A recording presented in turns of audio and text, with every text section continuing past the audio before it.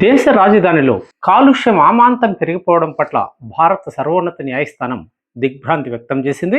ఈ సమస్యను వెంటనే అదుపు చేయాల్సిన అవసరం ఉందని సుప్రీంకోర్టు అభిప్రాయపడుతూ national highway authority of India వారికి నోటీసులు జారీ చేసింది.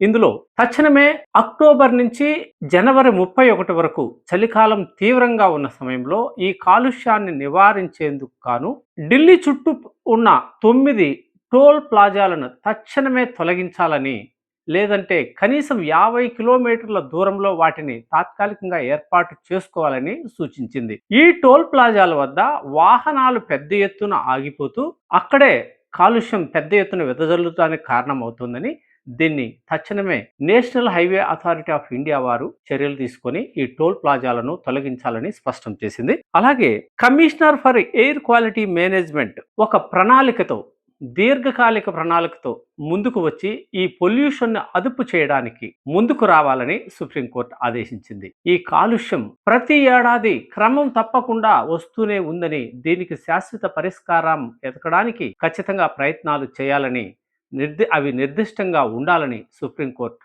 అభిప్రాయపడింది. ఈ మేరకు తాత్కాలిక చర్యల్లో భాగంగా 9 టోల్ ప్లాజాలను తక్షణమే తొలగించాలని తమ ఆదేశాల్లో స్పష్టంగా పేర్కొంది. ఢిల్లీ వాహన రద్దీ విపరీతంగా ఉంటుంది. అలాగే విమానాల రద్దీ కూడా ఆ స్థాయిలో, ఎయిర్ ట్రాఫిక్ కూడా ఉంటుంది. జనసంఖ్య కూడా పెద్ద ఎత్తున దేశ రాజధాని కావడంతో తరలి వస్తున్నారు. ఈ నేపథ్యంలో ఢిల్లీ తీవ్ర స్థాయిలో విస్తరించిపోవడం, అన్ని రకాల కాలుష్యాలు పెరిగిపోవడం, ఈ నేపథ్యంలో తగిన మౌలిక వసతులు లేకపోవడం ఈ కాలుష్యానికి విపరీతమైన తోడ్పాటును అందిస్తున్నాయి. అలాగే ఢిల్లీ చుట్టుపక్కల ఉండే రాష్ట్రాలలో, ముఖ్యంగా గంగా నది పరివాహక ప్రాంతంలో ఉండే రైతులు, వాళ్ళకి వరి ఎక్కువగా పండుతుంది. సో ఆ వరి పండి ఆ పంట నూర్పిడి చేసుకున్నాక అలాగే గోధుమలు కూడా పండుతాయి. వీటిని పంట నూర్పాక రైతులందరూ ఆ చెత్తా చెదారాన్ని పొలాల్లోనే తగులుపెడుతున్నందువల్ల పెద్ద ఎత్తున వాయు కాలుష్యం ఏర్పడుతోందనేది ఇదివరకే కూడా పలువురు గుర్తించారు. వాటిని అదుపు చేయడానికి కూడా చర్యలు తీసుకుంటున్నారు.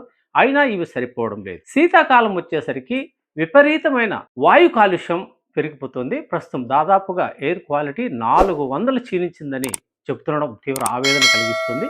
కాబట్టి ప్రభుత్వం వెంటనే ఈ చర్యలు తీసుకోవాలని సుప్రీంకోర్టు ముందు చూపుతో ఆదేశించింది. ఇది మంచి పరిణామమే కావచ్చు.